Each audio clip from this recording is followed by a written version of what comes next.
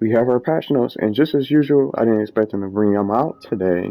The update's not available yet, but I just want to talk about it a little bit today in the video stage, just bringing them out for a little quick glance at the notes. I want to discuss it, so I'll just bring it up on my character, at least from my inventory. But I just finished the game. I just finished the game about a month or so ago. About a month ago, I think I can say. I took my time with the game, and I selected Street Kid for my first playthrough. Now, I'm not going to play this game again until the PS5 update comes out later on. I don't know if this is going to include the PS5 update. It's probably going to be ready later on in the year, maybe. But this particular patch is going to have DLC, which, in my opinion, we didn't need right away. They could have waited for this. Now, I'm going to talk about the DLC, which is going to contain, and just some of the improvements. I'm not going to run through all the patch notes because it's so big of a list. I'll link you guys to the patch notes if you guys want to read through them yourself. But I'm not going to spoil anything or what I did or what happens if you haven't finished the game yet or anything like that. So I just wanted to take the time out today to talk about this particular update for the upcoming patch 1.3 that they just ended up revealing and discussing what it's going to contain. So let's talk about the DLC first and foremost. Johnny Silverhand is getting a completely different look and some new threads, some gear, trying to look all fresh. Johnny Silverhand's alternative appearance can be enabled in settings in the additional content tab. So again, these are not even available yet, so we don't know when we're going to get this update yet. Maybe we'll get it sometime this week or maybe next week. We don't know. But multi-layered sin leather Delta Jock jacket, luminescent punk jacket, both available in the stash in V's apartment after receiving a message from Victor after completing the ride. They're of rare and iconic quality by default. Crafting specs to craft a higher quality will also be unlocked. And then here's the other last part of the DLC.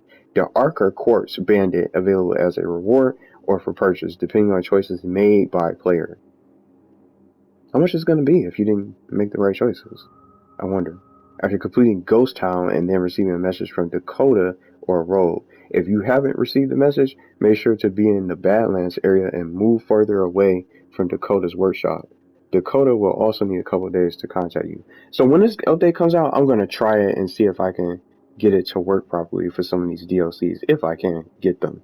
But I still want to make sure the game runs a little bit better, even though I'm done with the game, and just see how it plays when the update is available. So we're just reading through it. So let's check out some of the improvements now. Improve the minimap zoom level when driving, so that's even more zoomed out. So it's more zoomed out and easier to navigate. Automatic love screen with pictures of Sky and Angel will be displayed substantially longer, making it easier to choose between the tunes. Added a button which allows to reallocate the distribution of perk points on a character skill tree. So now I guess you can reset perk reset and stuff like that. Increase the number of slots for autosaves from 10 to 20 and for quick saves from 3 to 10 across all platforms. Added database links to journal entries.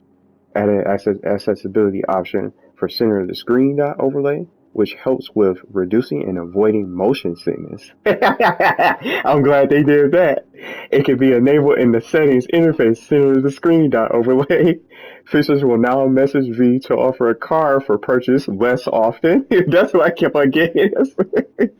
I will open the message and just leave it, trying to get focused on the objective, not buying nothing. Improved the screen space reflections effect so that it takes less grainy, so it looks less grainy on consoles, and a lower visual settings qualities on the PC. Add a filter for quest items in the backpack. Quest item tags from miscellaneous job items will now be removed after finishing associated quests, allowing to sell or drop them.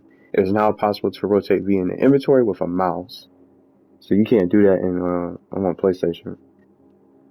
So you can't do that. Added a comparison tooltip for cyberware. Improve notifications when buying cyberware and not meeting the level requirements to equip it. It's now possible to upgrade crafting components and ball. New sleeping spots for Nibbles in V's apartment. Icon on a disposal crate will now turn red when player picks up a body instead of being grayed out. Landmine icon will now be grayed out after disarming it. And now they also said it's now possible to use an elevator while carrying a body. Happy Together sort of quest. Barry now has an updated, more unique appearance. And then they said this is the last improvement. Base item base item will now be highlighted green like other components if it's present in the inventory when crafting the same item of a better quality. So let's talk about the balance changes for a little bit. Detection time of enemies now depends on game difficulty. Enemies on easy and normal difficulties will now detect the player slower. Enemies on very hard difficulty will now detect the player faster. Enemies on very hard difficulty, and only that difficulty alone exclusively, will now be more aggressive when searching around when they are in the alerted state. So here's the police. NCPD will no longer react and turn hostile because of dead bodies and open world activities. The NCPD will now also react to hitting NPCs with a non-lethal weapon, adjusts the damaging process when shooting crowd NPCs while in combat depending on distance and the weapon used. And these are the rest of these are quests like Don't Fear the Reaper, improve Atom Smasher's behavior during the fight. For me, he got stuck. I couldn't get to him to loot his body during my playthrough. Once I took him down, he was stuck above, so I didn't know how. I thought I had to jump and find the stairs to try to get to him, but I was able to shoot him from down below. But I could not get to his body at all, so I ended up sniping him anyway. But that was just the whole thing with that. I liked how they improved that, but it's too late now because I already finished the game.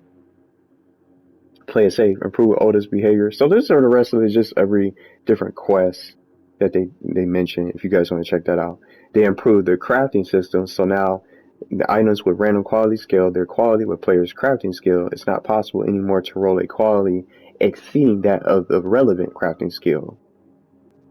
The level requirement items will now increase with each upgrade.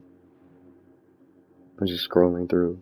Balance the number of components required to craft clothing mods, crafting specs for clothing mods, balancing the number of components required to craft Sandestin fragments.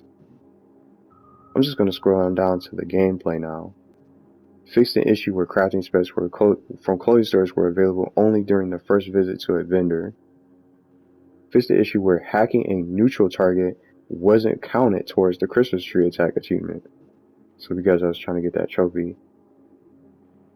View will no longer look down after using fast travel.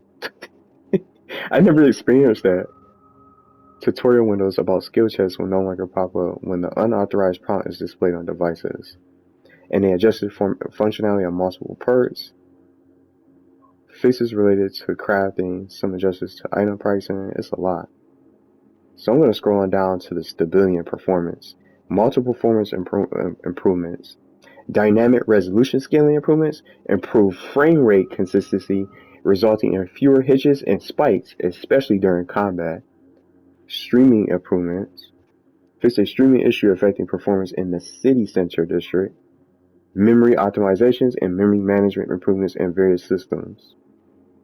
Numerous crash fixes, fix crashes that occurred when loading a save file after the car combat sequence with Arasaka agents. Fixed a crash that occurred when waiting for a Thompson before leaving Atlantis and never fade away. A crash occurrence after turning off and on the crowds on main route option and the settings multiple times. So they fixed the user interface as well.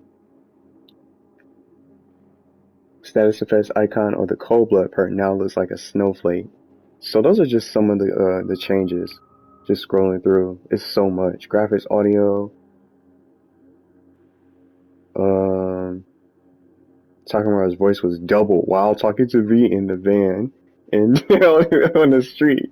That's another glitch. Fix the issue with the running animation after jumping on downwards or upward slope. Dust particles, which were sometimes incorrectly displayed. Character skin will no longer become too bright in dark areas. Fix Arasaka soldiers spawning on player sight when going back upstairs to save Takamaru.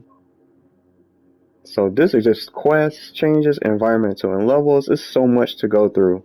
And all these different quests are individually fixed. It's so many.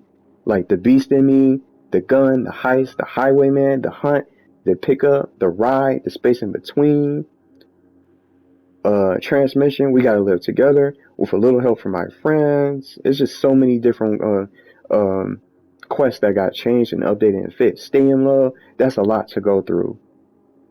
Open world fixes, even more gigs that are side missions basically in the game. Cinematic design, it's so much to really get into. It's way too many. All the rest of the patch notes consist of all these different changes to these quests to update them. Miscellaneous fixes. A gift from Judy can now be found in V's apartment after player receives a text about it after completing her romance side quest. Fix some story inconsistencies within radio broadcasts. Love Like Fire just got fixed up too. Let's talk about the PC stuff. Fix the issue where tutorial tooltips were incorrectly displayed on 8K screens. An issue that caused the game to crash if a saved thumbnail was corrupted. Fix toggling window and full screen modes with the Alt-Enter shortcut. It's so many different things. It's now possible to exit lock to scanning overlay by pressing tab. It's so many different things. For console, Rogue will no longer clip through Johnny and will hold the glass correctly. It's so many things. Fix the issue on PS4 where the meeting scene with Judy and Dolls and Pisces wouldn't start properly. Xbox fixed an issue in a cool metal fire where a part of the scene and Cassius Ryder's clinic could be cut out after the fade out. Fixed the issue where weapons were equipped to a wrong slot when assigning them from the backpack. I think I had that issue before when I had a different weapon in it, and it chose a different one for me out of nowhere.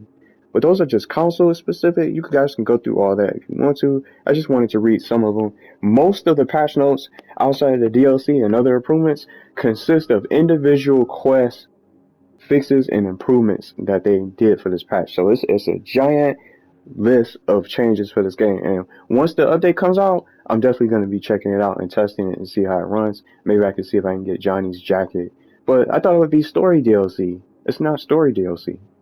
I thought it would be, but it's just cosmetics. But they're still working on stuff, so they didn't want to tell us everything. But let me know what you guys think about this update.